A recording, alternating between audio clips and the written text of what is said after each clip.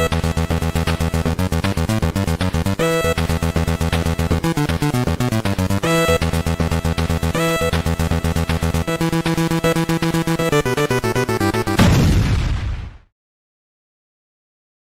Joes! Good morning, good evening, good afternoon, whenever you are in the world. My name is Steve. This is G.I. Joe Book, episode 379. And we are live again to hang out, chat, shoot the breeze, and hopefully talk about some toys in cartoons. Operation Mind Menace is where we left off in our rewatch of the entire Sunbow series. It's been a while since we did one of these. But we're going to do a twofer and also talk about the battle for the train of gold. Are those your favorites? Are they somewhere in the middle? Are they somewhere in the bottom? Let's find out. But I'm not alone. I got my friends here with me. Paul's here. Mysterious train of gold. I know. What's up, everybody? Hey, guys. Dude, I mean, that show is so vividly misremembered for me. The Mysterious Cities of Gold. Like, all I can fixate upon is the fact that they had a giant golden, like, mech bird plane. That got me really jazzed back in the day. The rest, I love the intro to song. rewatch it. But we're not talking about that cartoon series. We're talking about G.I. Joe, and we are a trio. What? Because we got Rob. Oh, hello there. Welcome. I am here now. Yes, you are. That was a cool show, although I don't remember watching it very often or catching episodes. I think it was directly after school finished, so if you were a little bit late, you would miss it. Yeah. We would miss it. We would miss it. I would used to catch it on Sundays, don't but pick anyway. me up late. Oof, why do you always do that? Do I have to do sports this afternoon? Kiss of death. In the chats, we've already got some friends. To be a J, Yeah, Darren Cobb, Mark van Leeuwen, Same Time Toys. Hey, dedication, guys. Awesome. Ooh. I mean, Love this. I'm in Australia. I think Darren and I are the same time zone now. Though Are in sometimes an hour Australia. earlier. And that Oops. means he either got up at 5 or 6. Hey, maybe the guy's on a night shift. I don't know. Maybe he's got a really early start. But either way, he's joining us. We got friends in Europe. We got friends in the United States and North America. South America. Welcome. Antarctica, hopefully. That would be really cool. Now, Darren chimes in saying Mendoza was for years how I felt Lord of the Rings Aragorn would look like. I remember the name Mendoza from that show, but damn, I could not possibly recall the character model. So I'll take your word for it, Darren, if he gives off Aragorn energy. Oh, Moonlight 47 is here. We're here. Is it a white person's wedding? We've got a question already from WJ about International Backyard. Yes, there is one in the pipeline, but it is a more focused story. Last year was a blow up. Laser focused. I wanted to make sure I could include the maximum number of people. We were in excess of 20 collaborators on that one. This story isn't really offering the scope for public participation. So Peter, Emily. You are going to win big, Peter.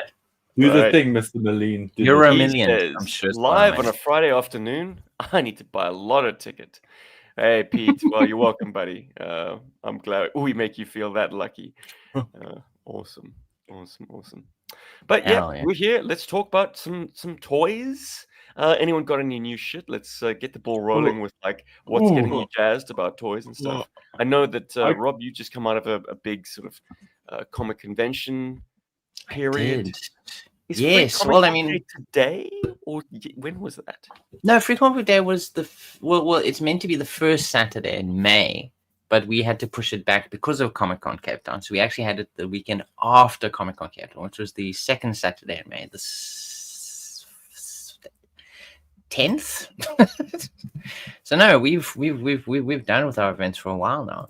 Although The it only took a reason while I ask about to Free get Comic Book there. Day is the local comic book store, like my local comic book store, the one downtown in Brisbane, they pushed it to the 31st. So That today is for me. fascinating. I wonder why they did Okay. that. Because no, I Right. mean it's meant to be the first Saturday in May. But yeah, for us at least, we had to push it back a week. Maybe there was a reason why they had to push it back. That's wild. But that's kind of cool, though. You get to experience Free Comic Book Day. If I manage to get out there. And I mean, if they push the date, are they actually giving any free comic books? Kind of would be a bit of a hollow celebration if they weren't free No, they would books. still do it. I mean, they would have received a ton of cool comic books published by all the different publishers, the cool DC one, Marvel ones. There's probably at least one really cool, like Spider-Man one for kids that I think Elliot might enjoy. Huh, maybe it's worth a trip downtown. Well, I mean, there's Good. only one book that I would be after, and that's the G.I. Joe, I suppose, Energon Universe book. Yes. Hmm. Yeah, check it out. Spoilers if you're not up to date. With, You've read it, right? Energon Universe. Yeah, it's pretty cool. It kind of helps set up a little bit more of what's coming up next in the Energon Universe. So I hope you enjoy it when you grab it today. Do it. I see Paul's yeah, I think- fiddling with some toys already. Ooh, But yeah. did you get any new shit before we No, crack as I it? said, the only thing I got was a Comic Con, which I think I've already mentioned. It's my beautiful Chin Lee figure. Spinning bird kick. Yeah, so that's the only new toy I've received recently. When I But play still, with still a the goodie. G.I. Joe version of this Ooh. toy, which uses Scarlet Ninja Force version, Yes. my imagination can't even fill in the blanks. It's so woefully inadequate. It's not right, but this is perfect. This Oh, is so the That this is is perfect. the version you want to own. If you can't Yeah. afford super expensive ones, which I believe they are. They are, but I still think the what you call it? The Jaded Toy Toys toy. version is cooler. Yeah, Jada toy. Much cooler. Like the Gives me Storm, much the Storm Collectibles one, I suppose, is impressive, and the Figma one is very impressive. But they're fragile. Yeah, so these feel like actual toys that you actually want to take out and smack dash around smack a with and bitch stuff. with. Yeah. Bah, bah, bah, bah. Smacking your toys around. Paul, you're warming up some toys in the background there. I What's am. going down, So- brother? So yeah, I got a nice little parcel that arrived earlier this Care week. package. And it was full of Super 7 Joes, and Yes. I love them. I'm going to start off with the Fatal Fluffy. Ooh. Look at his goofball face. This thing is great. He's so cool, man. He's such a goofball. And man, I love these figures. And again, this is what Super 7's all about. These weird goofball things like the Fatal Fluffies and Ramar. Got Ramar as well. Now, interesting thing. I mean, Ramar is not exactly like a toy that's like on the top of my list. Like, I wasn't like, oh my god, it's the best toy ever made. But in hand, gotta say, this guy's pretty awesome. I actually, I've actually quite warmed up to this guy, and his stature is incredible. Everything, very very cool figure. Look at that hair sculpt; it's beautiful. Fantastic toy. He came in. Finally, now I can be as cool as Rob is. I got my Super 7 Duke. Hell yeah. Great toy. And yeah, he is a great toy. I've actually been having a lot of fun with this one in particular.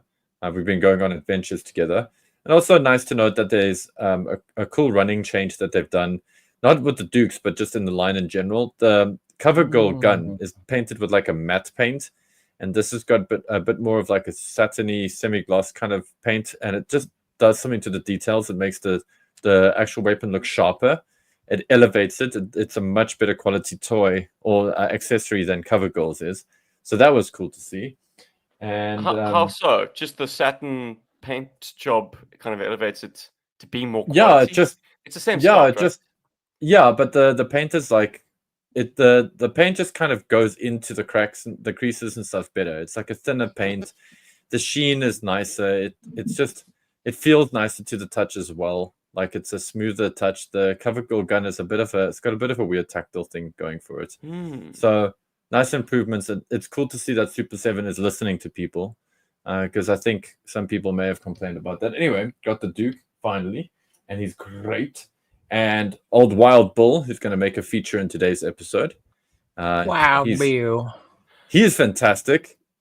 Like, also not like my favorite GI Joe character in the world ever. I wasn't like, oh my god, Wild Bull, I just absolutely have to have him. I was like, okay, Wild Bull, this is a cool Sunbow version of him. Let me get him again in hand. Wonderful, wonderful, wonderful toy. Also surpassed my expectations. I'm gonna get to one of my absolute favorites in a second.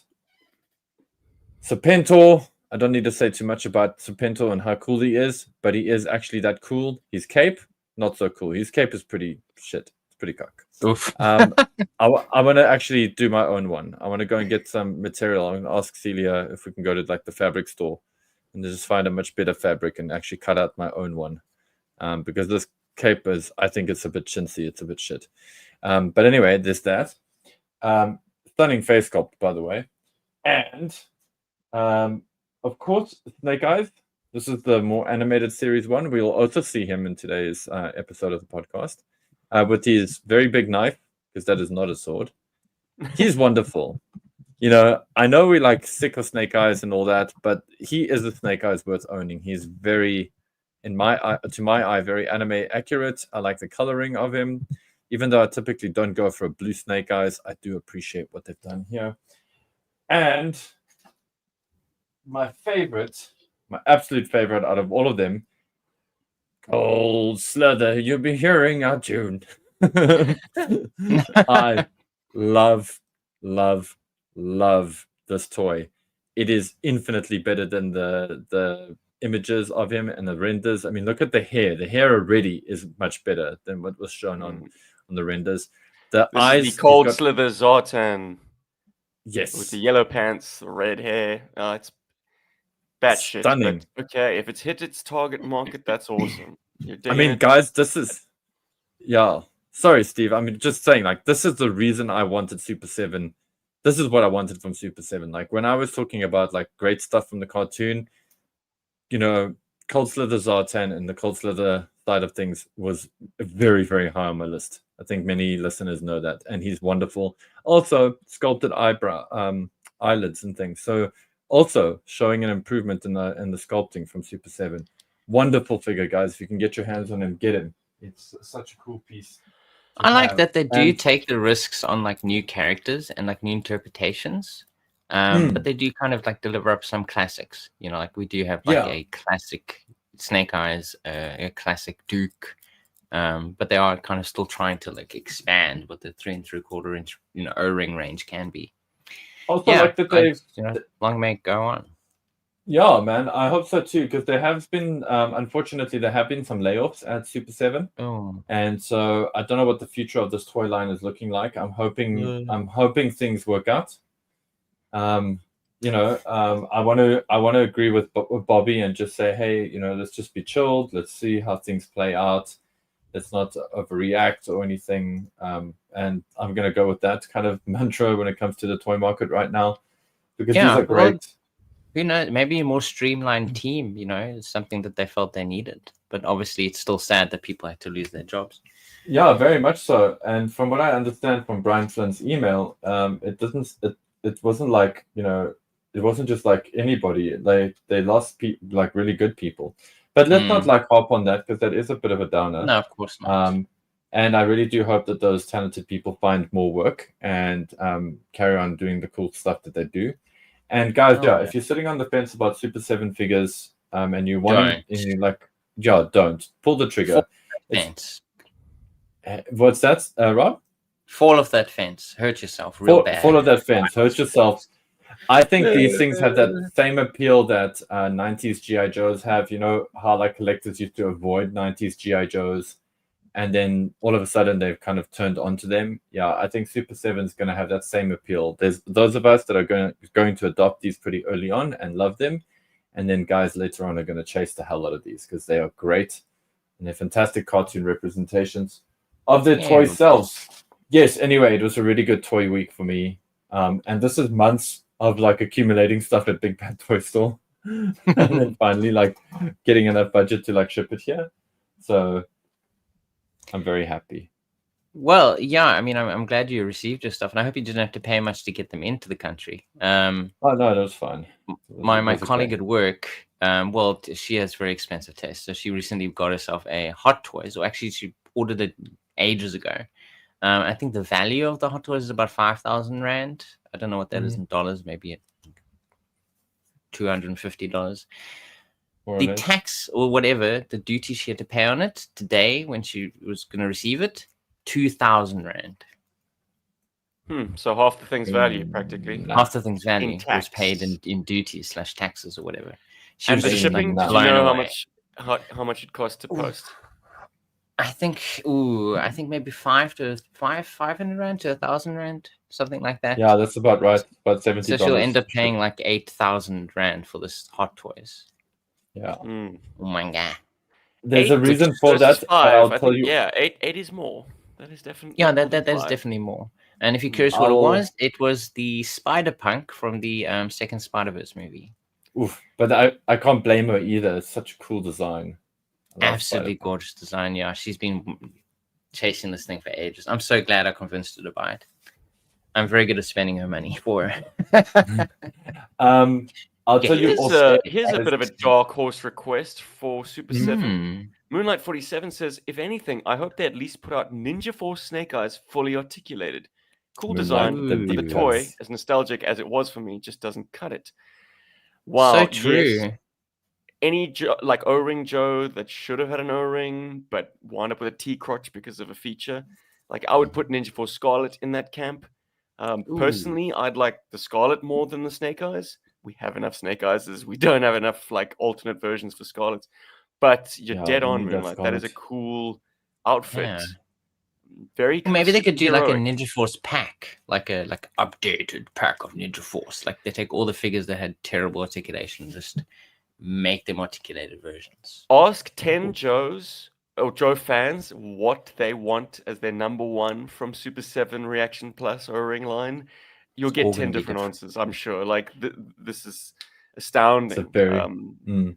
It excites us all because of the potential that it brings, but like, will it live up to that potential, particularly after current events? The future is unclear. It felt like everything was like falling into place and things were hitting their stride, and then the world went mad. Absolutely the insane. trade world. Well, I'm hoping that they'll finally, they will do a scoop. I mean, wouldn't that be great to get a scoop from Operation Dragonfire? I mean, that would be awesome. I think that's one of the 10 options. Ask 10 Joe fans. Rob's coming up with another scoop. Well, yeah, I don't blame you. Well, I like the speculation because I would love it if they did like a 2-pack where you got Scoop as a Crimson Guard. Yes. As well. So they got Scoop. I mean, thankfully, I received a wonderful Scoop. custom of him like that. So I already own that figure. Just saying. But some of us also want it. So yeah, so just to explain, the custom that you got was a classic Crimson Guardsman body with Scoop's head, but you also got the removable helmet from the the 2000s issue of the Crimson Guard. Yeah. Does it fit on Scoop's head? I don't think I ever tried to put it on because I was like just too excited to own the figure. An accessory. Maybe too scared as well to like scrape stuff or whatever. Yeah, I don't have enough Scoop heads. Yeah, I don't want to ruin any of my Scoop heads. Right. And before we get into Steve's latest acquisitions, I did see quite shortly before we actually went live, there's a classified Budo coming. What? Are you kidding? Yeah. And he's looking quite impressive. Budo star. But he'd already come out in a 2-pack, hadn't he? Wasn't there a 2-pack with the Budo? Wait, no, that's not Budo. That's Quick Kick, isn't it? Yeah. No, I don't know. But like they hadn't like Budo. Remember the tactical one we looked at from Toy Fair? Yeah. It was. I think it was the tactical version of Quick Kick. Yes, yeah, there's the tactical of Quick Kick. That's right. But yeah, today. But yeah, I think a Budo would be amazing. And he comes with like 3 heads, doesn't he? He comes with like his like helmeted. He comes with the cool like shaven version, and then he has his like long hair and like a little moustache thing going on. Yeah, it's quite, like I dig it because they kind of Me too. like the design behind them is interesting because on one hand, they've really embraced the Budo elements, you know, the stuff that made the 3¾ inch figure cool, that sort of samurai-esque military look. They went that direction. They didn't go like super hard into the samurai side of things, but they have added some like samurai elements that you could sort of tack onto it. And also the head sculpts, one of them has got a very Toshiro Mifune kind of likeness. Yeah, it looks proper good. Check this out. Yeah. For those watching, you can see how beautiful Folks in the he is. chat who might have watched the stream, I assume there was a stream when they unveiled this, or maybe they just threw up a digital render. Maybe the stream is forthcoming. Is there an idea of how much it costs? I assume Probably this around will about be a $50. slightly more premium price. Yeah, I mean, Like- look at all the stuff he comes with. Like, there's no Essentially way an this outfit guy is change. not. Yeah, Yeah. So it kind of You know? fits in the same ballpark as like Tripwire, who has that Probably. huge bomb suit. I think so. It's And, gorgeous. though. And Such the a robot. Good... No, that's like Tripwire comes with a robot for the classified line. Anyway, this Not was that we really can good.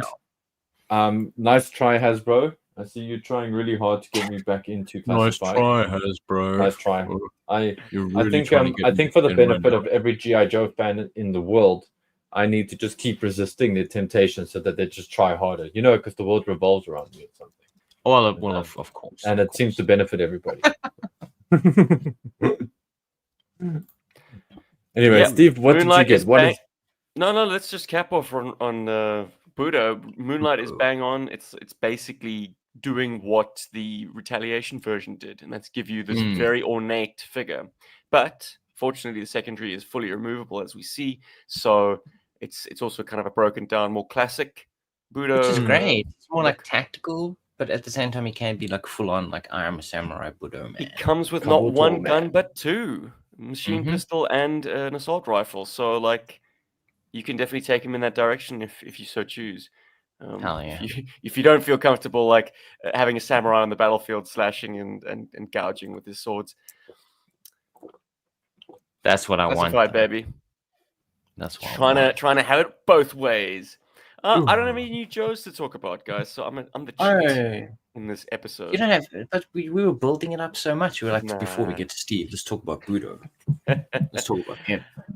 I have been going down a bit of a rabbit hole of 90s Toy Biz X-Men figures. Ooh. Uh-oh. I think previously I did show off wasn't Iceman, but you know, one X-Man on his own, like that's not a team. You can't have My that. God.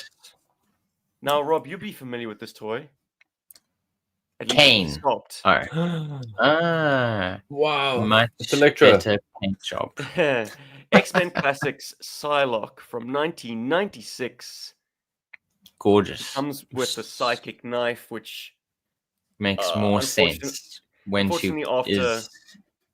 Oh, was the battery in for too long? well, I don't know, but they were dead on arrival. I took them out, cleaned off a bit of corrosion, and I'm waiting for the same size batteries to arrive in the post because Okay. not every place has button cell battery libraries.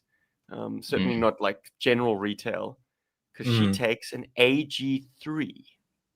Oh, wow. Not an LR44. It's like the size. I can't find of one LR44 anywhere in South Africa, eh? Oh, really? And so many model Great. kits, like with LED kits, you need it. It's just very annoying. But she looks much better because the version that I have is, of course, the recolored Electra version, which still came with the light up thigh blade, which made Psychic no knife. sense for her. Yeah. Well, The original looks so much better. Wow. Yeah, no, the Psylock definitely looks cool. That's why I had to like throw in that joke earlier.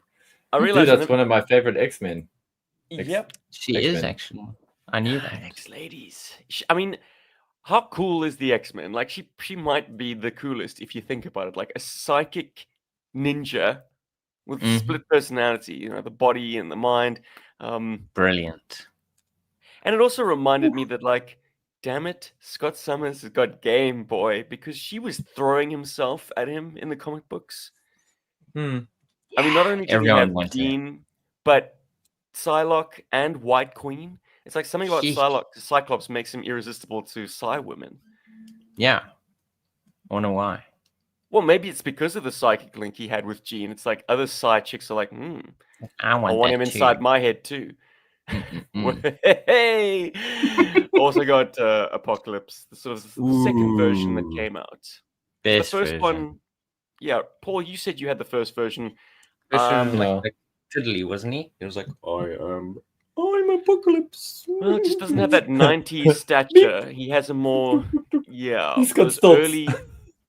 early Yeah. Toy Biz X-Men guys are a little bit too stiff. They need a bit And then more you get juice in their posing. the later ones, which are just completely over designed. The one I have is this giant, I don't know, like gorilla looking Apocalypse. He's like, And he's kind of like already like in a weird pose, but the armor's like yes. I think they it's call that Yeah. secret weapon force. Like he's got spring out little chambers that launch, Yes. supposedly Like, launch these little, what would you even call them? Like I don't know, spiral they're kind of like projectiles. spiral projectiles. They're awful, terrible. But I just had to have an Apocalypse, and it was the only one available. So Well, these I'm finding carded, and I'm uncarding them because they're so inexpensive. That you know they are still the trash that is glutting up the toy world. So I find deals and I free these guys. I'm the first owner of many of these toys, which is astounding to me. Oh, Darren. Cyclops is attractive to Psy women as he has no personality of his own. They get to make the type of Boy Scout they want. I will accept that tracks for That's me. probably He's a why the cipher. psychic link is so nice, because they're like, wow, his mind is so empty. This is just wonderful to be with a man who has no thoughts. All business. And then I think this might get a nice response out of Paul particularly. But Ooh, do you remember the Night Sphere? what is what that? the hell, dude? That is It is Batman in a hamster bowl. Like it is yes. for anyone listening, it is the shape of a Tim Burton Batman Batarang. Okay. But set into the middle of it is this clear bowl That that is Batman got- sits in. And That it is is ridiculous. it's sort of gyro stabilized, so it's got a weight at the bottom and sort of two planes of movement that keep him level no matter which way you twist this flying wing. It's Wow. bizarre. So, Paul, you're not aware of the Night Sphere? I know of it.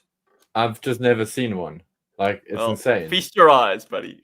This is insanely cool, and it's got handles. That's so. I mean, Does it? typically these handles annoy me, but for this kind of figure, it makes sense.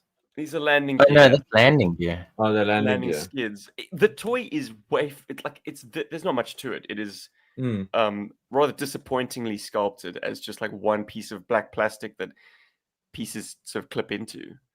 It looks the good main from the feature top. is the The hamster gyro. bowl.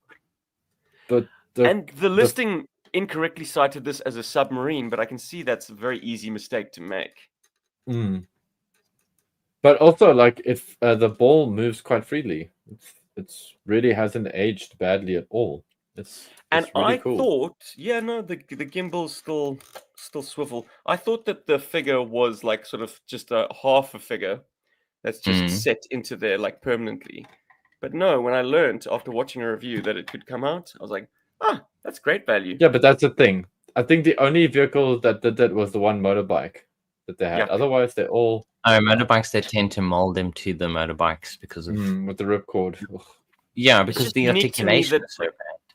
Kenner typically did not do included action figures, but for whatever reason, maybe they felt unconfident about this thing selling well on its own.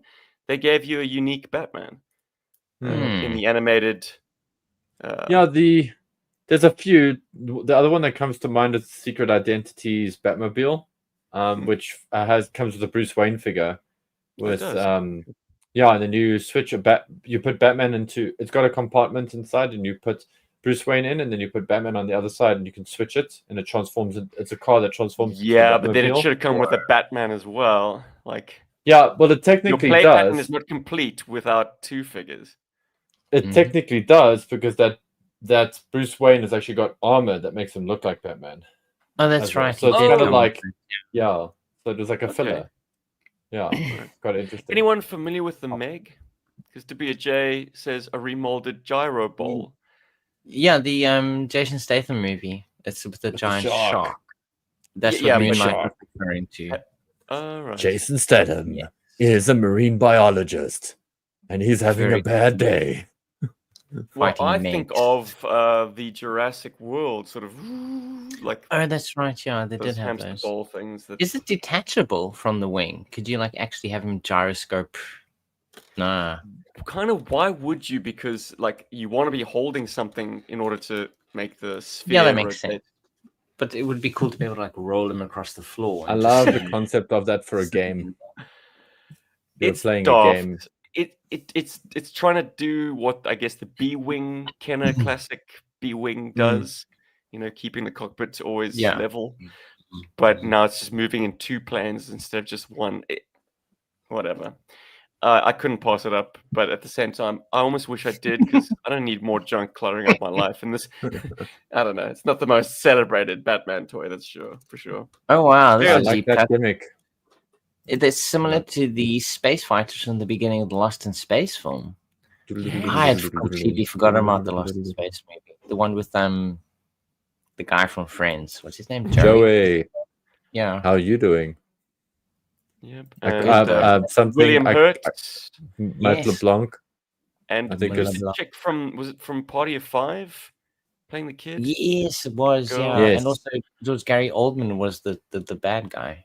You can Heather trust Graham me. was in it. I'm a doctor. Hologram. Wow. I love that movie. Actually, I'm a big fan. Same. It was great. I find I haven't it watched very it in years. sinister that he gets bitten by one of those space spiders and starts morphing into one. And he's like, yes, I like this. I like the power of it. I And, am and becoming then like. proceeds to hatch his own space babies. Wow, you remember it this turns movie out- better than I do. I know. Well, the climax is particularly sinister because he's like, oh, I've got all these babies and I can use them to do my bidding. But then William Hurt's like, no, didn't you know that these spiders turn on their mother and consume her? And he dies being eaten by his offspring. Like, this movie, Wow. dude. I don't It remember freaks that me at all. out. But yeah, look, it has this horrific At twist. to Darren. it. Like it's such early 2000s animation, like computer generated animation. It looks probably really shit now. It ain't no aliens. There ain't no practical. Actually, no, effects. it's aged pretty well. All right. It's got some really? stuff that looks. Yeah, it's because it comes from that time when CG films were really like trying hard and they put a lot of budget in, and so the design is solid and they rendered the hell out of stuff. So it actually it holds up. It's like Jurassic. I wouldn't say it's as good as Jurassic Park because like nothing is as good No, as nothing's Jurassic as Park. good as Jurassic Park. But but it holds up pretty well. It's just comes from that nice golden age of CG graphics. Like when things I were good, remember like Lord of the Rings. wanting that fighter so Yeah. badly. Matt LeBlanc is Probably- his name. I finally remembered. Yeah, the blood. But yeah, he's just sort of a space fighter pilot, and the opening sequence he has, yeah, it is. It's just a sort of a goldfish bowl cockpit with this like crescent moon shaped Damn. wing behind it with guns on top and bottom. Yeah, cool. Again, Lots of visibility. Which is So- probably important in space. Oh, apologies. Darren has corrected me. The man is the sci-fi guru, not their mother, Steve. They're wounded. So yes, I suppose Gary Oldman's character gets some injuries in battle, and then the babies turn on him. Hardcore. Right. Should we talk about some cartoons, boys? Talk about to cartoons. me, my I mean, X-Men. I'm getting very excited. excited to talk about these for the simple reason that I've kind of come around on at least one of them. were. Oh Because yeah, I've Interesting. often like skipped these two because what? I felt they were Well, quite weak. I can Same, understand the one, I would have. but the I others would I have skipped can't. both of these. Yeah, but that's just because you hate fun. Wow. It's, All right. Well. I mean, I'm if I'm kidding, being man. honest, I'm kidding. one to me feels forgettable, and the other one is like way too out there. You guess which ones I'm referring to. I think I can guess. But Think for anyone on who might need a little bit of a catching up, late party. we are going to be talking about Operation Mind Menace and the battle for the Train of Gold. Ooh. And yeah, if I was to guess, the really out there one is The first Meg. one. Mhm. Paul is showing off his fatal fluffy with The Right, shark. being ridden by a shark. The eel Eel's version backpack. 2 Robot Shark, that is. Yeah. Hmm. Is the back plug compatible? Is it a snug fit? I'm gonna. Nope, That should it answer is your not. question. That answers his question. Some are, some It's- aren't. I find the 90s stuff doesn't bite as well as the 80s stuff. I put 80s backpacks in, and some of them bite well, and some of them don't. Yeah, it's luck of the draw. Variety. Oof. All right. Let's do these things chronologically because they did Mhm. come out sequentially. Starting with Operation Mind Menace. My Ooh, boy. Yay. I mean, oh, Okay, Paul, well, Wow. you are pumped. Yeah, What were Paul your seems first to be very impressions of- excited for this one. so Operation Mind Menace. Mm-hmm. I'm just gonna sorry guys, I'm just gonna do my brief synopsis. So, Airborne's brother has got psychic powers. Okay, Psionic powers. psionic Yeah. powers. Get it right. Airborne's brother has got psionic powers, and Cobra kidnaps him and along with another person that has a very high psi level. And then Okay. intense. I can't remember why they kidnapped him. I was just like, oh, it's Cobra doing their shenanigans. But anyway, they It's a kidnapped very him. long first impression. Yeah, no, I'm doing a brief synopsis. I'm trying at least. Okay. Anyway, so Cobra kidnaps this kid, and then G.I. Joe go after Cobra to go and rescue this kid, and all kinds of kooky things happen. Well, they've got a whole Let's bunch leave it of at that. presumably psi-powered civilians in those yeah, this is just the tip of the cages. iceberg. These people that they're stealing now were just the more recent people. It seems like they've had this operation going on for a very long time. But I find that more believable than I do. So my impression is this is a very far out story. But what I find very unbelievable is that at the start of the movie, of the episode, it's Airborne and Flash. They're chasing after the most recently kidnapped person, this young woman. They've been chasing them. Yeah, they've been chasing them from Honolulu, and we discovered that they've flown all the way to Easter Island. Now, I did a little bit of research. Good boy. As the crow pulled flies, out the atlas.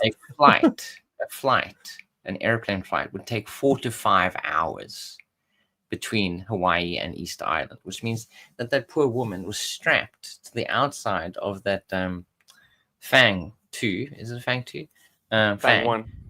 Fang 1 for 4 to 5 hours, just kind of like strapped to the, and just flying. That to me is the most unbelievable thing this entire episode. Just how. Okay, well, you've opened it. Let's talk about travel times in cartoons, and particularly this episode. Towards the end, Duke and Lady J fly Skyhawks, presumably from Washington to Easter Island. Uh-huh. Then they are going to go to K-12, which is in, I think, the Alps. Far East. No, this is in India. In Tibet. Tibet. I looked it up. This is K-12, basically second highest peak in the Saltoro Mountains. Basically next to China. Right. Anyway, but before that, Airborne's like riding the skids of the Skyhawks. Like, can we swing by G.I. Joe base? I need to pick something up. Okay, circumnavigate the globe in a Skyhawk.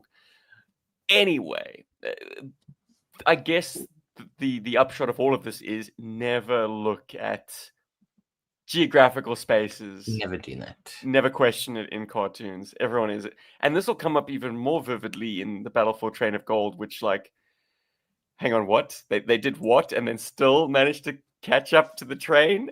Where are they Come now? on. Where are they now?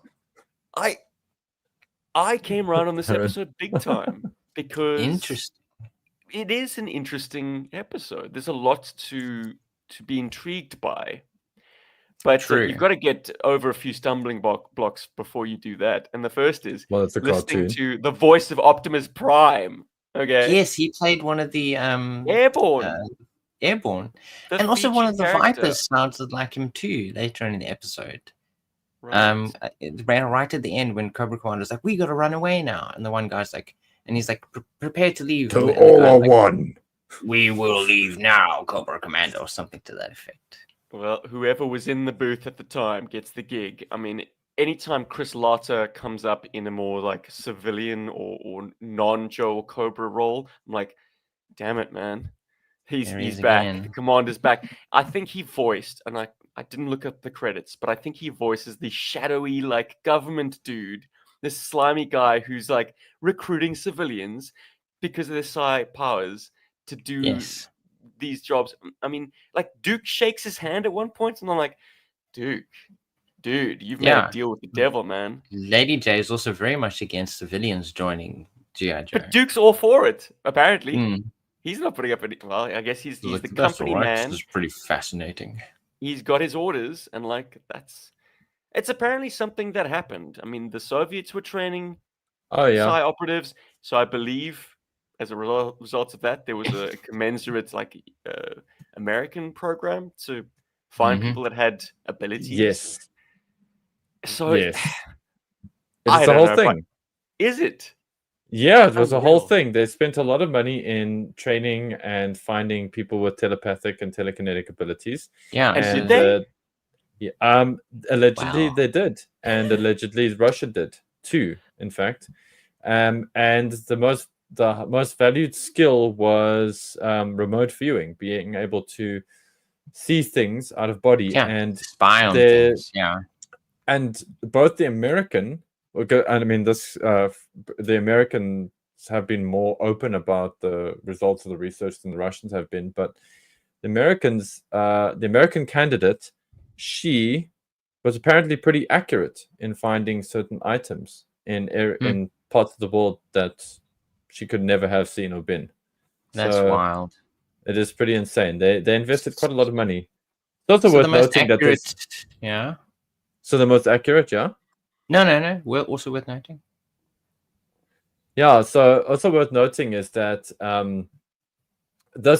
these experiments actually went on to inspire tons of movies and fiction and science fiction and all that stuff. A lot of what we know today as far as psychic powers in lore, in comic books and whatever, is actually derived from information that comes from those experiments or from stories of those experiments. It's actually WOJ. It's actually dropped in quite a nice reference. The Men Who Stare at Goats. That movie is actually about that Is that the program one with or a George similar program. Clooney? Yes, and it's great, by the Oh. way. It's awesome. I was Yeah. just going to say it's the most accurate representation of like a psionic ability would be the Hawaiian Girls one, where she can kind of go out of her body, and Yes, although hers that's more she could interfere with which is stuff called and Scrying, look at by the stuff. way, if you're wondering. Oh, I was. Why not put wondering. her like behind an armored barricade or something? Because 'Cause quite rightly Destro was so, like, the Joe's like stalker deduces that she's doing the sort of out of body thing because he sees something enter. I think it's Flash's body. He's driving the snowcat, Yeah. the battle bear, and he's like, we need to separate. We need to like try and move her because otherwise her sort of astral projection self won't be able to reintegrate yeah. with her So if we body. threaten her body, then So they're gonna do Then this to a civilian? They're gonna like Yes. move her so that she scrambles her brain and Mhm. can't like her ghost mode can't find its way back in. she'll never come back. Cartoons are great. Well, Cartoons Cobra are so should have great. anticipated that and put her behind some protection. Same with the guy who can project flame using his mind. Like surely he the doesn't have to have line of pyrokinesis. sight. Mm. Yeah, well, You'd pyrokinesis. think so. But I mean, Cobra Commander was in a very interesting mood in this episode, as Darren points out. Because Mind Menace highlights how compassionate Cobra Commander is, granting last requests, sharing future plans. He became very chatty. At one point, Flash and Airborne are captured by Cobra Commander, and they're put into these tiny little funny cages. And I think it's Airborne says, "Won't you honor a dying man's wish?" And Cobra Commander's like, "Well, okay, then I'll just tell you my entire plan while I walk you out to the death trap I've set up outside, with very interestingly modified his tanks that have like cranes on them. Like he's kind of like walking alongside these his tanks, which I imagine would be quite loud, wouldn't they? Like driving along. He's not shouting over the sound of these things. You have these two alternatives. You can either march your prisoner at gunpoint to where you want them to stand and then be like, see ya. Or you could put them in cages, have specially designed his tanks with cranes to like Pull them out. take these cages outside. Like, Put them down. Put them down. It's wonderful. And then he's time like the locks on the cages have a time release. Yeah. So that they can have a few minutes to play with these giants. Your chance to fight them. That was fun too. Moai. Yes. Maui. The statues come to life courtesy of Airborne's brothers' psionic abilities. Some of them saying Gradius. Carry on. They effectively are made to squash the Joes before the whole island blows up. Talk about overkill. Anyway. And this sequence as well brings up something. I don't know if the animation was a bit weird in this episode. Oh, yeah. There was a lot of funny stuff. But like Airborne and Flash were basically identical. Like the way that their faces were animated. Like their hair was the same color. Their faces were very similar. Like if you took their outfits and you made them the same, they would essentially look exactly the same. Which I was like, interesting choice to like pair these guys up. You know, two characters that look almost exactly the same to each other. Well, they did a wicked cool redesign on Airborne's outfit to make him something to make else. him more stand out a little bit better. I dig Sunbow Airborne. I think he's very cool looking. What is the story behind that design, though? It's totally at odds with his figure, so it's like really off reservation. Like, where were they going with that? So I'm just reading this one comment here by Rezakai, which is like, I would be inappropriate if I had remote viewing powers. Yeah, I'm sure you're not alone there. Same. So in this episode, like what I love about this episode specifically, and why I'm a fan of this kind of thing in animated series, is because it's kind of trying to make some of the like horror fare of the 80s accessible to children. So like a big one is I can't believe Firestarter. There's some smatterings of Firestarter in this series. If you guys don't know, Firestarter is a short story by Stephen King, and it's about a young girl who's a pyrokineticist, and she can start fires with her mind and whatever, and she's part of a government program, and it's a whole thing, and she escapes, and there's people trying to save her. Listen, I've only seen this movie once, and I was 5 years old when I saw it, or 4 years old when I saw it, and it was on a school night. So anyway, but this I mean, that's always been intriguing to me, and so this animated this episode of the animated series is very much like that for me. It's like it's kind of got an element of that. It's got elements of well, I suppose fast forward to the future, X-Files. It's just got a lot of that vibe to it. Like I dig it. It's got that Cold War thing going for it, or that the Cold War psychic mystery thing. And also, yeah. No, I was just gonna say, like, I know when I say that I'm skeptical about psychic ability, that doesn't mean I don't believe in it. I just like to have proof. And so I'm very much somebody who believes in the possibility of it, but I am skeptical whenever I hear people say they have it. Yeah, crazy. So it's one of those things. You were saying, Rob?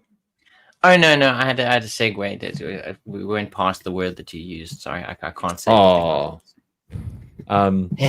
So, anybody like want any figures from this episode in particular? I want that old man. He was pretty cool. The Firestarter. He was amazing. Okay, yeah. Thing on his head. He was awesome. Just have an old man in like a dirty old robe. That's a great toy to own. Keep calling out. I want to free you, not fry you. So blowtorch, Irish blowtorch. Yes.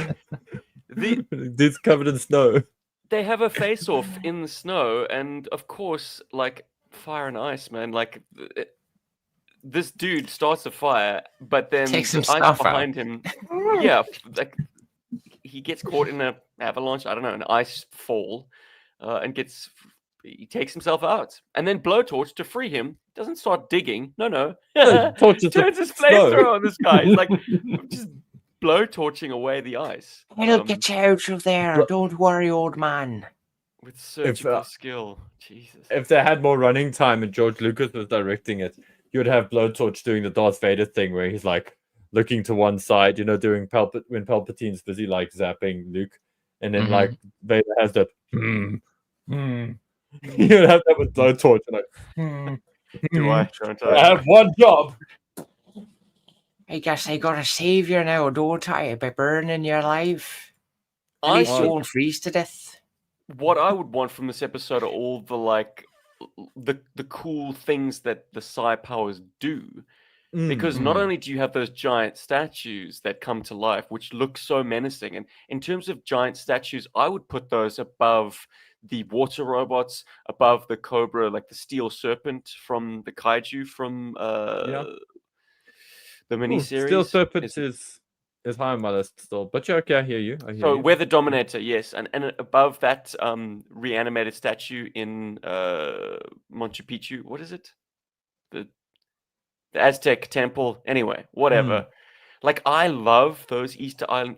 The countenance, the faces on those things are so cool, so like spooky. And then it turns out one of them has been modified by Cobra already and has like laser eyes. Very cool. Cobra's a fan of Konami, bro. Yeah, but like that's destroying like a priceless artifact, like a historic. Oh, they blew up the whole island, man. Don't put a Cobra base on anything you want to keep around. I like the little. What happens later, also with Thomas Talltree, that's Airborne's brother's name. Those traps that he creates. There's like a psionic amplifier that then uses his power to like make a tree come to life, and it's got the tangle in its branches. There's like a cool like mouth that opens up. A mouth comes out of the floor. So all these psionic like traps, which are basically morphing inanimate objects to be offensive weapons. Love all of that stuff. Wish they made them little like playsets. Into toys. Well, as Darren says, think how close we came to the new sub-team Psyforce. Yeah. Like I think I'm hopeful that Super7 does like a set of the psychic people, and that we get some of those things as figures or as effect pieces or whatever. So I think that would be great. We can hope. Also, this is where I need one of you guys to just correct me if I'm wrong here, because I seem to recall Airborne's brother being in another episode as well, which is Captives of Cobra for some reason. But I could be getting him confused with somebody else. Yeah, so I definitely need to look that up, because I do because there is another episode where they reference Airborne and his brother's telepathic link. Interesting. Okay. I'm going to stop short of saying it's Captives of Cobra, because I don't think Airborne was in that group. It was Shipwreck Scarlet, Spirits, Barbecue. There were 6, weren't there? Quick Kick. The Joes who had their family members captured. I don't know if Airborne was there. Airborne was one of them. I know Spirits, one of them. He's one of his relatives gets infected. The youngest was the adopted cousin of Shipwreck. That was the kid of that group. Yes. Okay. Man, I gotta watch. Oh, I'm glad we're watching these again. Thunder was number 6. So I don't. Airborne wasn't in that group, but it would have made for an interesting subplot if both writers had it in mind that Airborne had a psychic link with his younger brher, who does look Native American, whereas Airborne in this episode looks very much Caucasian. He looks like Flash. All types of they just different do them families. exactly the same. It's kind of a missed opportunity not to have the twins in this episode, because I mean, they famously like have a psychic connection. So why wouldn't they be involved in this whole psychic kerfuffle? I have a theory on that. I think this episode was at least plotted and scripted before the 1985 line was finalized, because the only 85 character that I see in this roster is Lady J, and she already made appearances in the 1984 miniseries, the Weather Dominator. So like Mm. Martin Pascoe was writing this with a character selection that was much earlier. Like didn't Oh, have it wasn't complete yet. Yeah, so the Interesting. twins, the Tomix Good and theory. Zaymot fell off the table, as did any of the 85 toys. Wild. That's my theory. WJ. Yeah, you see guys like early guys getting shine. You see Flash, you see Airborne, you see Stalker. Like how often? Yeah. Yes, thank you. That's what I wanted to up. mention. Notable for this Mm. episode. Yeah. Notable, Very but also few. yeah. Yeah. No, I'm just saying there are very few episodes that have Stalker in them. I think there's a whole 4 in the entire run of the G.I. Joe show. Yeah. And the voice actor sounded weird for Stalker. I don't know why, but he doesn't sound the way I would expect Stalker to sound. That is the guy that they used. But Oh, really? Across the whole thing? Maybe he got Hey, better look, at it certainly beats the vocal performance from the Operation Dragonfire appearance. Like that ain't Stalker to me, man. Jive.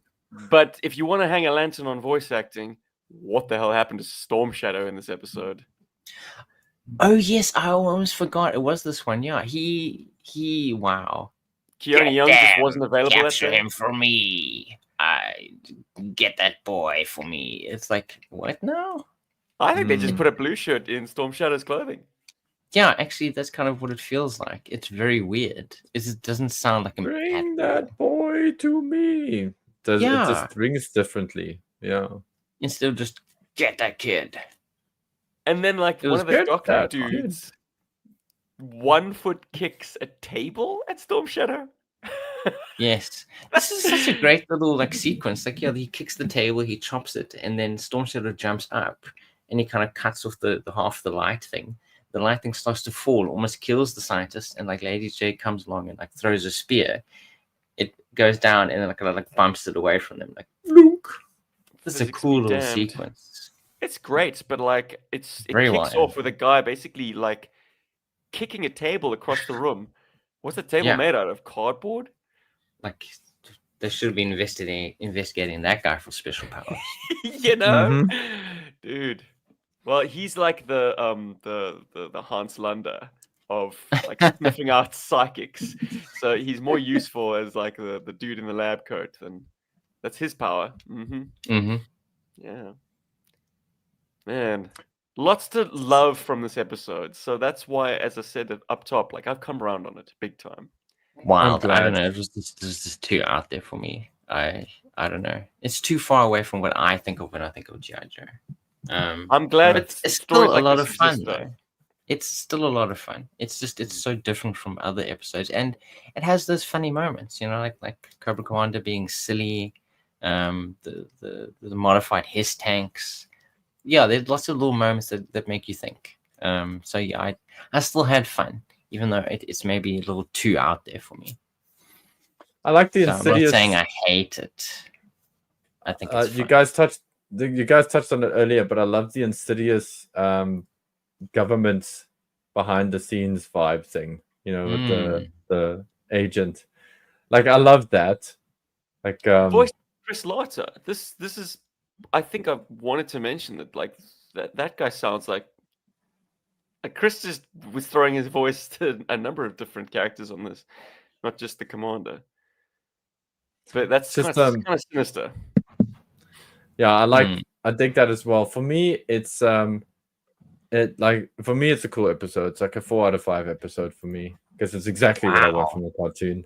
No, it's exactly what I want from 5 out of 5 for Mark. I want these kind of hijinks. Okay.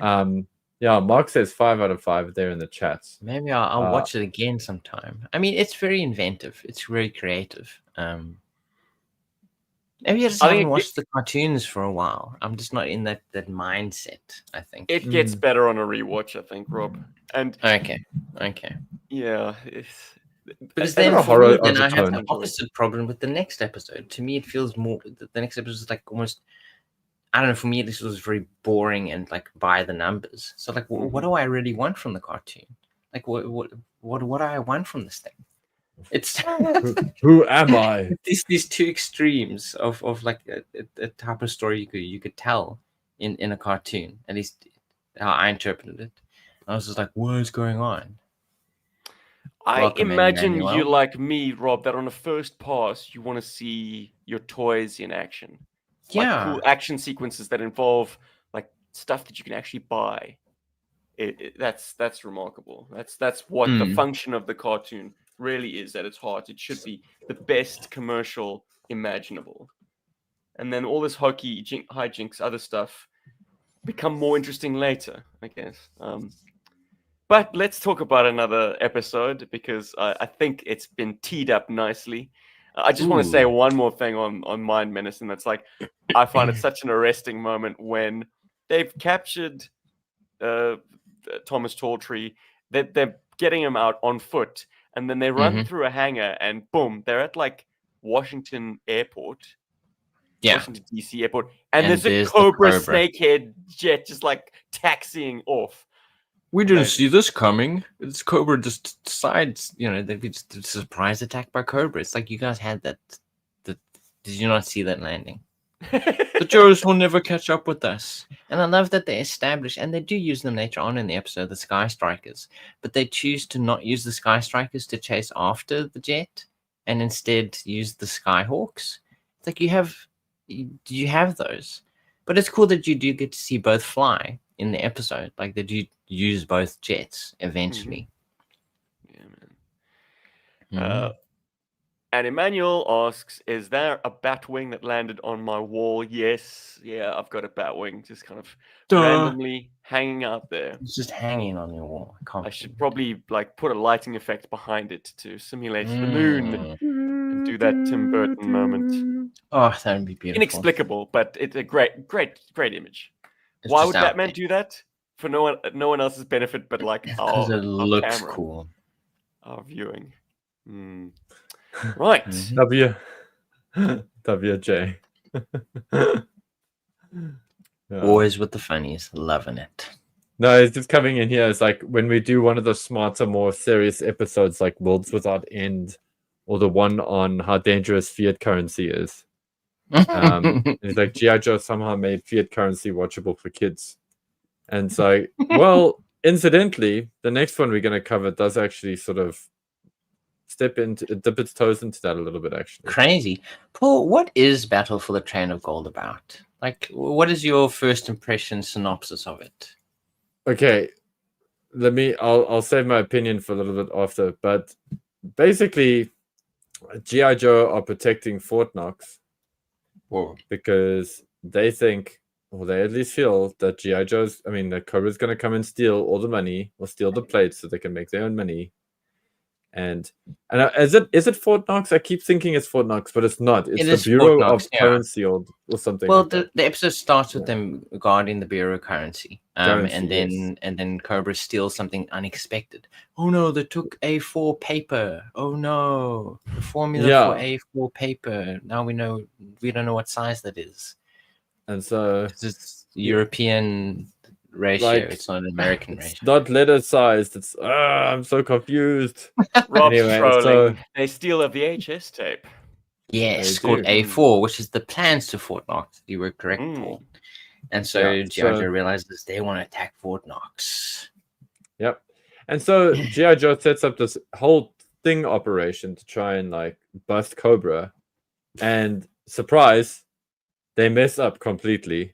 Like Cobra manages to slither in past all of them and steal the thing. Can you that blame they really him? wanted. Cobra has the technology to not only do the Mission Impossible like removable face mask on their blue shirts, but the blue shirt helmet and mask is underneath. It was right under there, and he pulls the face off, and he really has the mask on. It was wild. I can just imagine that, like hi guys. Yeah, hey, what does that look like? His head would be huge because it has the helmet on it. Yeah, it makes no sense. So it's a cool looking visual. It looks hella. It does look cool though. And then it spirals down to being the Great Train Robbery. Yeah, so Cobra ends up stealing all the gold because, of course, they have the plans. So they realize there's like these tunnels running underneath Fort Knox. So they steal all of the gold, which I'll get to a little bit later. And then it turns out they're chasing them on a train. The G.I. Joes end up getting horses and chasing after the train. Fast horses, like these are the horses they put inside Ferraris, apparently. And then G.I. Joe, to stop the train, decided to sacrifice a whole bunch of troop transports to kind of like bash the train until it kind of stops. They completely derail it. That was how they stop. Oh, and also lots of fisticuffs. Like we get tons of green shirts and everyone else fighting each other on all parts of the train. And we get lots of opportunities for the lasers to cut through the train. The portions of the train. Great. And of course, it's one of those rare episodes that has Snake Eyes in it. Yes, and he wears a hat. And he wears a hat. And there's cool. a great moment in the episode when Duke's... Is it Duke? Yeah, it's Duke talking about the plan or whatever. And he's like, I got Snake Eyes down there. And Snake Eyes like, you know, they have like Snake Eyes in the shot. Then he kind of looks up and he's like, fuck you, I can't speak. Well, my favorite moment in the episode is at the start where like they've stolen the A4 and Duke was, I suppose, in disguise as well, and he's on the ground and then the guy running the place comes in and is like, oh no, what's going on here? And then Duke gets him and is like, oh, don't worry, I'll be okay. And the guy's like, no, not that, they stole this thing from the safe. I love that moment. I don't care about you, man. Out of the way, I don't care if you're fine or not. I love that moment. It's my favorite moment from this episode. I'll be all right, don't worry. Oh man, it's Major Blood puts a bomb on the safe to get this tape. Firstly, I don't know if the logic tracks. You're gonna put a bomb, like, okay, yeah, I guess you don't want to damage this thing. Pulverize the contents of the safe. Fine. And Duke very languidly like walks up to Blood, who's ducked behind a table, to get caught in the blast. Like, I found that bizarre. Just that sequence of events. Duke, just shoot the man or do something. Don't walk in front of a ticking time bomb, idiot. Yeah, that's why we have the PSAs, just to like correct those moments. Another thing that in that episode that I thought was a bit of an oddball thing was okay, so we obviously got the supersonic horses from wherever the hell they're from.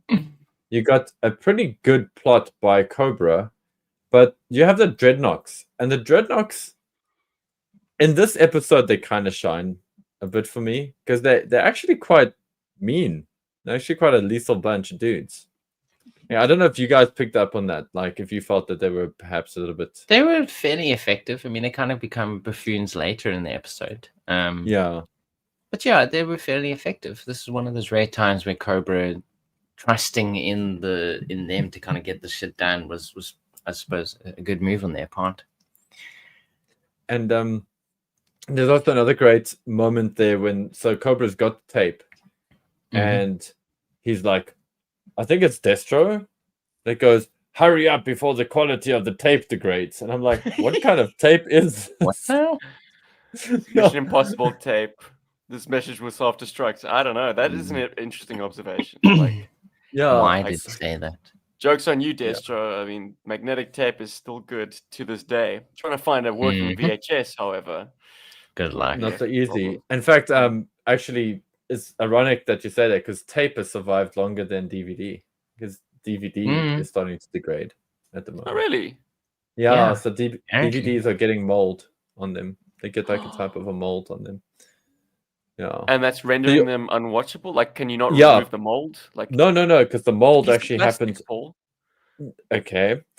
The mold happens on the foil part and it eats away and it corrodes the foil part, which is actually where the info is kept. Yeah. Wow. And once that's gone, that's why if you kind of like scratch away at your DVDs and you can see through them, then you can't. It's unreadable. Sure. Yeah. Crazy. So that's why scratching the top is always worse than scratching the bottom. But yeah, it's a thing. It's called disc rot, and the game collecting community is very worried. Yeah, very screwed. It's troubling. I'm actually scared of going through some of my PS2 and PS3 games because of it. Don't do is there no way to stop disc rot? The only way to stop it is, again, seal it somewhere where it's airtight, free of UV light. It's the usual This is the usual thing, but even that will never safeguard it. Yeah, it's 100%. not even like 100% because some discs are just more susceptible to it than others, and it could be like I don't want to like derail us too much, but there No, are please. DVDs that were produced. I see what you did there. Oh. There were DVDs produced in on behalf of Warner Brothers at one stage from a certain year to another year, where you can actually get a refund on those discs from Warner Brothers, because those discs are very prone to that rot.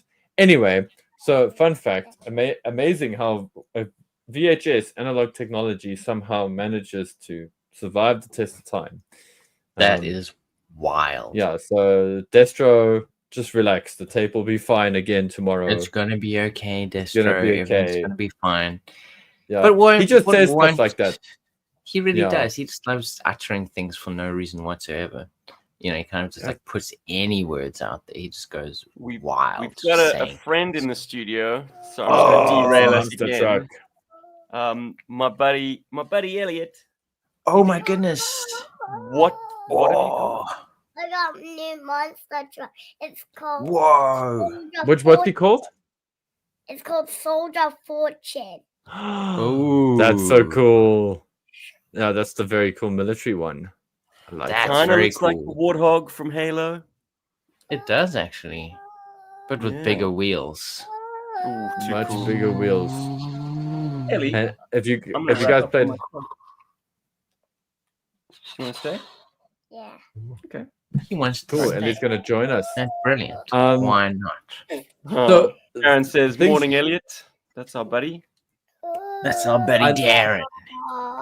Yeah, Wow. and he likes trains. That's why he's specifically on this episode. That's why he's big on this episode, I guess. So we hung a lantern on like weird transit issues in the previous episode. This whole episode is premised on you absolutely like ignoring, even as a child, the most glaring like transit and time warping, like time dilation, in fact. Yeah. How is it you can pursue a bullet train with like tanks and APCs, complain about how slow they are, make a diversion to like a relative's farm where they've got some of the fastest horses? Fine, still horses. Learn to ride these crazy like Yeah, because they do stallions. take their time. They don't instantly get on have these to horses do and run like away. a quick like training montage on these horses, and then catch up to the train. Still catch up to it. But not only catch up to it with the horses, but with Can I the have a APCs yeehaw? as well. Like the Joes, they still have their vehicles that are keeping pace with this bullet train. Yeah. Okay. What they do, like, conveniently ignore is the fact that the thing's being tracked by the Wild Bill in the Dragonfly is overhead. Like, there's no ways Cobra's gonna get away. Yeah, exactly. Like it. Okay, guys. But if you find that impossible, this is something that was solved back in Goldfinger, the James Bond movie. So apparently for the movie Goldfinger, in the original novel, the plan that Blofeld had was to steal the gold from Fort Knox, but the scriptwriters of the movie Goldfinger. realized, Not yeah, Blofeld, yeah, Goldfinger. So they realized actually that would take too long. They theorized, at least even in the dialogue in the movie, that it would take up to 12 days to empty out the gold reserves of Fort Knox, because there's just so much gold in there. And that, I mean, that they would be swarmed within 2 hours of even actually, they would get hardly any of their gold out of there. So there's another time dilation going on there. How did they get all of their gold out of there so quickly? Because it's basically impossible. And that's why, for the film at least, they kind of adapted the plan, where Goldfinger wasn't going to steal all the gold. He would irradiate it all, essentially, to make his own gold worth tons more money. So, yeah, this is another one of those crazy plots that Cobra comes up with that just doesn't make any sense. They just sat there for 12 days pulling out all the gold. And also they did it one by one. You saw that entire line of like Vipers, like you take one. And none of them stole it. Cobra You got a took lot one. of manpower, I guess. They had They enough really blue do. shirts to Tom like Cruff. basically hand over hand like daisy chain the gold down into the secret tunnel and then out to where the train was parked. There we go. And it was a special Cobra bullet train. I mean, the amount of like That was planning It was and a prep. gorgeously designed Cobra train. Shinkansen. Like the amount of And money it G.I. probably Joe's big cost. plan to stop it, not Horses. infiltrate it and take over it. No. They park a string of APCs in front of it to derail it. Mm-hmm. So, like, Brilliant. what's the point of getting the troops onto it anyway and have big If you- fisticuffs? You're going to if be you're doing just that gonna- very soon. You're just gonna derail it anyway. But at least according to Jake in the chat, it's at least in one way, this episode is very accurate because it had to get the only two things Kentucky is known for: Fort Knox and thoroughbreds. So those are both featured in this episode. So And 1 point. Goldfinger's in their got favor. he's got a stable in the film. Yeah, he so did have a stable. Yeah. So that even they were pretty totally rings accurate. true. Thanks, Jake. So do you Yeah. think I'm this not- was like this episode was like a Goldfinger for kids? Yeah, essentially. But I mean, it kind of And feels then like also that the great classic. It's like train they ran robbery. out of ideas. They were like, what can we make an episode about? Like, maybe Cobra robs Fort Knox. Okay, you write that. That's Do really it. scary. They're gonna steal our money, Right. especially now that we're off the gold standard.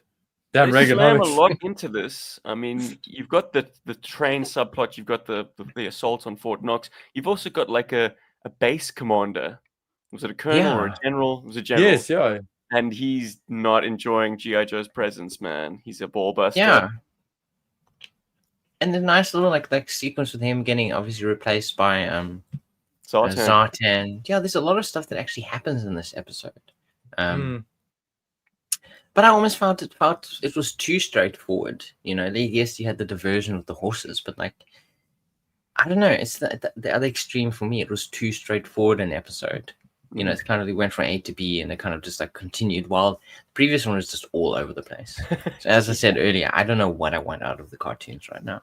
But yeah, I think you're right, Stephen. Watching it more than once will probably increase my enjoyment. I don't know if Battle for the Train of Gold will increase your enjoyment as much as Mind Menace rewatch will. Mm. You can't really overlook the glaring like just factual problems with Battle. I can't disengage my adult brain on that one. It's just like, no, I'm watching horses somehow catch up to a bullet train while keeping step with mechanized vehicles. Mhm. Like, how did the train line have to like circumnavigate a mountain and the horses could somehow go over it? Anyway. Train While goes we're on the 200 topic of miles picking per this one hour. apart, Darren hangs a Mhm. lantern on like the fact that the gold reserves are only $60 billion and they want to take over the world. I think it's Scarlet who's like, yeah, with $60 billion, they can buy the world. No, you No. cannot. $60 billion isn't even the net worth of like, well, certainly not the most wealthy man of the world, Mr. Muskie Tusk. Mhm. Somewhere in the middle of that top 10 is someone who's $60 billion. Yeah, net 60 worth. billion. Yeah. Yeah, my issues for this episode are that, okay, firstly, I'm gonna hurt Darren when I say this. I'm not the Ooh. biggest fan of like trains. Like I don't hate Ooh, trains, Poor. but I'm not the biggest fan. So like when there was a train in this episode, I was like, okay. But then it happened to be a bullet train, so I was like, okay, cool. With a cool Okay. Cobra on the front. In With a cool gold. Cobra on the front. So then I was like, then they won me over on that. And then they did the whole horse thing, which, okay. Then I was like, it's going to be like a Western. It's kind of, they're going for a cowboys kind of vibe here. So I'm like, okay. But then, as Steve mentioned, there's the whole training montage. Half of them can't ride a horse anyway. I mean, Gung Ho doesn't know what a horse is. And it's just, and that's what kind of messes it up. And even as a kid, like with kid logic, I'm like, this is kind of like, this is dumb. But I loved all of the stuff leading up to that. So all the subterfuge, the infiltration, that is a great part of this episode. And I think just for that, I would give it like 3.5 out of 5. Wow. And of You- course, when I say this, there are no episodes of the cartoon that I hate. Oh wait. Oh, no, are there? absolutely not. You're a big fan. Stu? Yeah. Sad train noises. Hey, it's you. What's up, man? Hey. Paul finally gets to say hi to you after constantly missing all the live broadcasts with you. Yeah, gee. So Darren is a train man. Is us deriding this episode sad for you, or are you secretly Sad happy? train Because, noises. well, I mean, you're seeing the death of a very fine train in this episode, That which was a I great once train. again come back to the fact that, like, G.I. Joe, man, if you just wanted to destroy the train, have Wild Bill could have shot out the engine with a dragonfly missile. Like, what's going on, man? Why did you have to come up with that entire thing? Yeah. And also, Too how much many does it cost questions. to make that train? Like, do you really need 60 billion if you can build your own like custom-made trains? I swear these guys I just don't do this stuff for the We for the really yucks, overthink man. these Well, things, don't we? Yeah, but I Maybe still Cobra's not think after the value of the money at all. I think it It's was not the troll. several comments back, but Darren was like, "Have you looked at Cobra's base in this episode? It looks like it's been Yeah. made from solid gold. So literally, like all those gold bricks were bricks. I think he just does it for the He fun. construct Cobra Yeah. Commander's new wing. That's actually just think all it- he wants it for, is to build. yeah, it's all for yucks. It's all for like let's just do cool stuff. Yeah. Mm. Anyway, so Rob, did you enjoy? I'm trying to figure out now. Did you say you enjoyed this more or less than the previous episode? I don't know. I think overall, I think I enjoyed both of them not so much on the first viewing. I think if I watched them more, because they're kind of at the extremes. The one is too ridiculous, and the other one was just kind of too straightforward. Okay. But yeah, I think maybe if I watched them again, I'd maybe enjoy them a little bit more. I don't know. And Steve, But what yeah, say these you, aren't man? my favorite episodes by a long shot. Steven's like he doesn't care. He's like I like the psychic one the most. Sorry, guys. It's morning time here in Australia, so it's family time. Ooh. Just to answer Jake's question in the chats, who was it written by? David Karen, which is a name that I do not Ooh. recognize. Good old Dave Karen. I'm gonna stay here. You're gonna stay here, Elliot. Awesome. Well, I'm gonna say Yeah. goodbye to my friends, and we can hang out some more. Whoa! You guys can Awesome. play monster tracks. And then we got to do it super. And then on our next episode, we need to do a super podcast from the podcast from the pit. We need to do a super Ooh. postcards from the pit.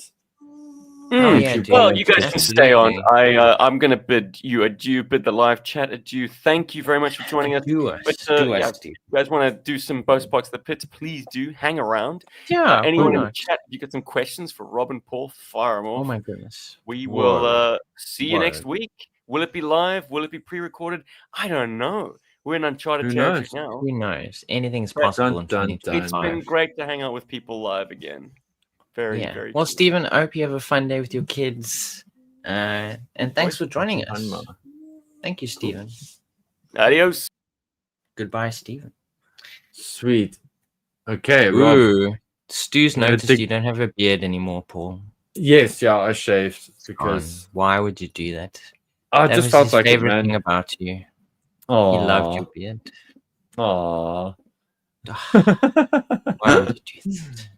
Every now and then, I just like to just get it off. You're just like, I want because to try something different. It's winter now. I want to have a cold face. I want to have a cold face. Yeah, I think my okay. So maybe now I'm airing out my laundry now.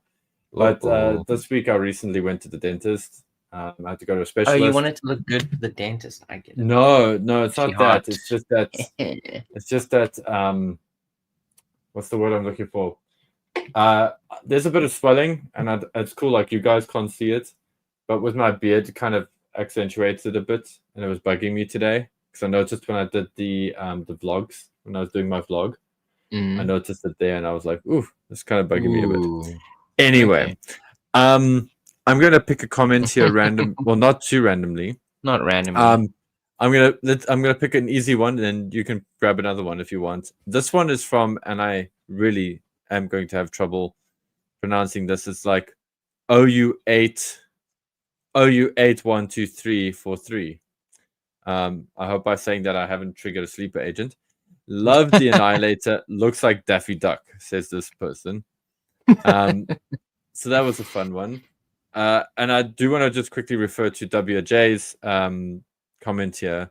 The Annihilator and Target seemed the ideal two-man crew for the Dominator to me, as they have to train in aerial and ground combat. The helmets both wore the helmets they both wore seemed ideal for pilots for such hybrid vehicles as well. Yeah, actually, I do like where you're coming from with that. I dig that. Rob, any comments here that jumped out at you? Well, I there's one that I think someone actually appreciates. The bestie of G.I. Joe. So Jason Kerrist 2517 says 1989 was an excellent year for firearms in the G.I. Joe line. Not only did you have the Annihilator submachine gun, there was also Night Viper's gun, Naugahyde sniper rifle, Annie Viper's gun, Track Viper had a nice hand cannon, Frag Viper had a weapon that resembled the standard issue Cobra gun straight out of the Sunbow cartoon. Copperhead had a reissue of Leatherneck's M16 with grenade launcher that looks more awesome than the original. Stalker, Snake Eyes, Rock and Roll, and Recall all had great firearms. He forgot to mention Scoop's awesome silence pistol, but that's okay. I only with all the figures were designed better plastic used. Okay, so he loves 19. I'm loving this. And I always thought that the Annihilated submachine gun was the G.I. Joe interpretation of the weapon Slice Stallone used towards the end of the film Cobra. Not sure if it's a real world weapon or not, but it looks cool. It looks cool for sure. Hell yeah, 100%. We're gonna have to agree to disagree, WJ. 86, 87, that's all right. You're a couple of years off the best here, but that's it's all right. So this is a great one, and this is like kind of, I love these kind of comments. This is from Mamu Nestor. Love Annihilator. No real military person would carry knives in their boot. That was an 80s action movie trope. It is discouraged or banned in some groups. The Annihilator backpack is one of my favorites. Only thing it's missing for me is the rear stabilizer. Yeah, you see, that's what I wanted to check, because like I've read like stuff that's like conflicting, but it's why I actually put a lot more value in these comments, because a lot of the guys here actually have experience, especially this gent. There's just there's some gravitas there. I feel like this man's got experience. But sometimes it is just it's a cool factor thing. I also don't personally like the idea of a ankle or calf strapped knife. Yeah, it was weird. I mean, it was very interesting that it was also upside down. I mean, we tried to kind of make sense of it in the episode. But I love that so many people love the backpack. Viper Scout says, love the backpack. As a kid, I thought the thing be down the back was a laser, so you would land, flip the backpacks around and use them like flak artillery. Yeah. And also someone came up with the theory of why my Annihilator's legs were so funny. Jake's, who I think was in the chat earlier. Oh, no, he is. He's right here. He said, I know why Rob's Annihilator's legs are jello. Too many hard landings. Yeah. Sad Monkey. At Sad Monkey commented, to see just how evil telemarketers are, go watch the movie The Beekeeper or deal with this telemarketer. Guys, you have no idea. Yeah, that's the one with Jason Statham. It's part of what I like to call his occupation. His occupation phase. He's just making movies. It's like the beekeeper, the mechanic. The whole inciting incident is literally this poor old woman. She gets taken advantage of by a telemarketing type dude, as one of the scam artist guys, and then she kills herself, and then he has to avenge her death for on behalf of her daughter. Essentially, I was just like, that is absolutely crazy. I'm gonna get that guy. Yeah, and he's just like a beekeeper, and like a beekeeper. But it's cool that they have like a cool mythology of it. Like beekeeper is like the guy who goes after people. They're kind of like the top agent, I shall be. So yeah, it's some cool action. Pretty decent movie overall, I guess. Bees on their nuts. I use my honey gun. Honey gun. Whatever. But guys, like telemarketers in South Africa are relentless, by the way. Rob can attest to this as well. most South Africans They get just anything keep between calling over 7 and over. and 12 calls a day minimum. And Yeah, so we I use mean, a lot of blocking apps. It's madness. yeah, but thankfully my phone's always on silent. But it's great though. Half the time they're like, we want to talk to you about house and car insurance. And I just go, yeah, I don't own a house or a car. And they're just like, oh, sorry about that. Have a good day. And I'm like, too late. I already spoke to someone when I bought my house. Yeah. Yeah. Well, I mean, the wildest thing. So my colleague, she owns a house. But they haven't moved into the house yet because they've been trying to get plans approved for the house. She gets phone calls weekly, people trying to buy the house from her. Yeah. Constantly. And then she has to keep telling them, sorry, we don't want to sell. We don't want to sell. But like every gosh darn week, this is always something. It's thrilling. No, I mean, thrilling. I mean, this is what we deal with. No, absolutely. But, Darren has a great synopsis for any Jason Statham movie. A guy who has retired from some secret job but gets dragged back in because his daughter, wife, neighbor, local dog has been taken. It's true, though. Yeah, it's like, yeah, exactly. He's going through, like, I'm sure there's going to be a box set and it's just going to be called, like, the Vocation Quadrilogy or something. Because for sure, like, I'm pretty sure the most recent movie he's done as well was also kind of like some sort of vocation. Yeah, I don't know if it's something. Janitor, but well, while you're reading that up, I want to read Mark van Leeuwen's comment here. It was the color combination and cool weapons that won me over. I did it actually 2 times. I went for the Alley Viper again, but came home with the Frag Viper. Same reason. I guess the Alley Viper just didn't do it for me back then. Yeah, it's funny that like I've often like had that thought in my head as well when I had that a little bit of Joe Fest when I saw Alley Vipers. I was like, yay, Alley Vipers, a joke on. Hell yeah. Like, yay, Alley Vipers, just because like it's that excitement, that little thing in my brain. And then I saw Heat Vipers and I was like, oh my god, Heat Vipers are like so amazing. I was like, don't know why. I don't know what it is. Because the orange and blue is cool. Anyway, Chasing 80s. Never had him back in the day, but got my first one earlier this year. Really like the color scheme too. I got him in one of my water dioramas on a shot down Fang 2. He's getting ready to escape with his own helicopter backpack, but a devilfish is approaching the sinking Fang fast. Another cool episode, Berg. Hell yeah. Yeah. Awesome. So literally the movie I was thinking of, which is actually, I mean, it's the most generic name for a movie, which it kind of encapsulates these types of movies that he's in. The movie is called A Working Man. Oh, there we go. A Working Man. It's literally like, so he's not just a beekeeper now, he's just a working man. Can't fight the working man. I don't get it. Welcome, Ben. Nice to see you. And Robert, you just missed Steve. Whoa, it's Ben. Just missed What's up, him. dude? Hell yeah. We're playing with toys on our episode. We were. We were talking. We were having a good time. Cool. And Rob, should we throw in one more comment? And guys, thank you very much for these comments. They are fantastic. We do appreciate them. People always have such cool stuff to say. We do. I mean, when I say we do, we have such cool stuff from people you guys. in general. Yeah, I love our comments. We very seldom, if ever, get like negative comments, and often the negative comment is like, "I love Snake Eyes." I'm kidding. It's Darren. He's always forever in our comments. He's like, guys, don't you know Snake Eyes is the best? Never mind G.I. Joe, best ninja ever. Like, yeah. Been... But even if someone doesn't necessarily... like, Snake Eyes again, I love it. There's another one. But I mean, even if someone doesn't necessarily like the figure, I mean, they still have, they're nice about it. Jonathan Ulrich on later also said, great name, but the figure seems silly to me. The boots especially.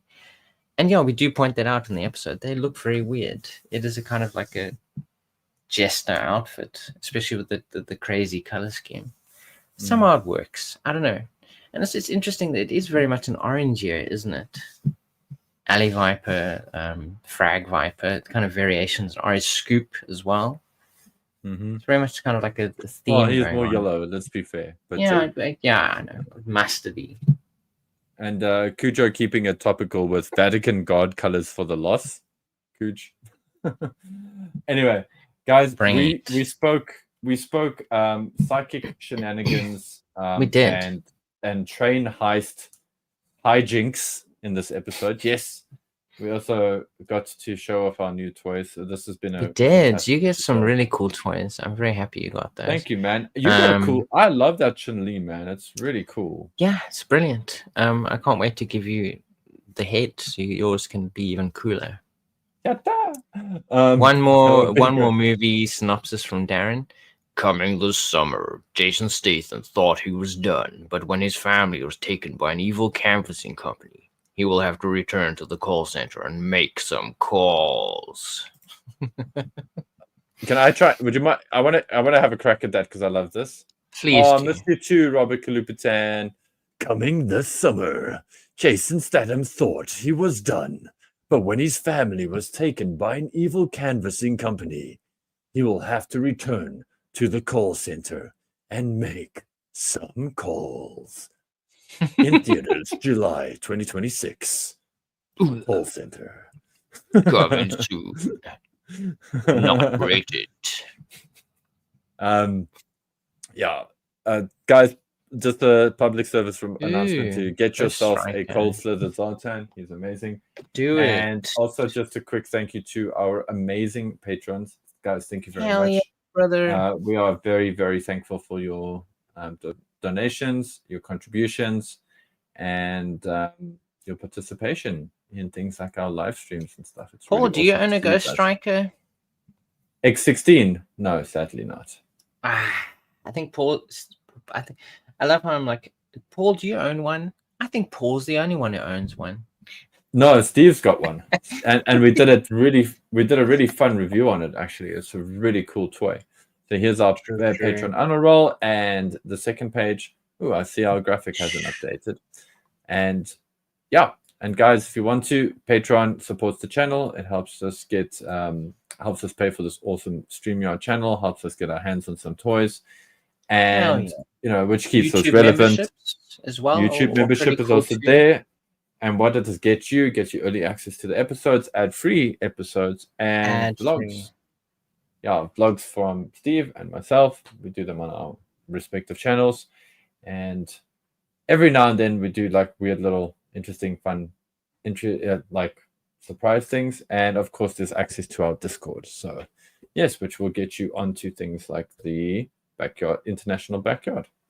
Oh yes, Cool. the Ghost Striker is the one that Hans loves. The Yes, F-15. yeah. it's the Stephen did F-15. eventually get himself one. He absolutely loves it. He somehow, he doesn't mind the handle coming out of it. Sweet. I don't know how that works. I don't hate yeah. the handle either. I must be honest. It's very well You done. guys, And you Robert guys will- Kulupitan, we will when you're on the episode next, I'll be there, my guy. The last We'll time do it. when you were on, it From was just hell or high madness. water. It was was, just man. I madness. remember that. It was Oh wait, madness. that was the week of Comic Con, and you were Yeah. this was the week for you And for I'll- RBX. Yeah, RBX, yeah. And it was just madness for me on that side. Sweet. true. Cool. But yeah, thanks for Okay, joining Rob- us live, guys. I hope you all have a fantastic weekend. Have a great time. Have a good rest of your morning, evening, afternoon, night. And yeah, hopefully we'll do this again soon. We're so happy that people did join us live. And yeah, We got to Thank do it you. again. And Hell also yeah. just maybe a reminder to that's a psychic announcement. Very So appropriate. I had to Peter Venkman because somebody mentioned Peter Venkman earlier on in the chats.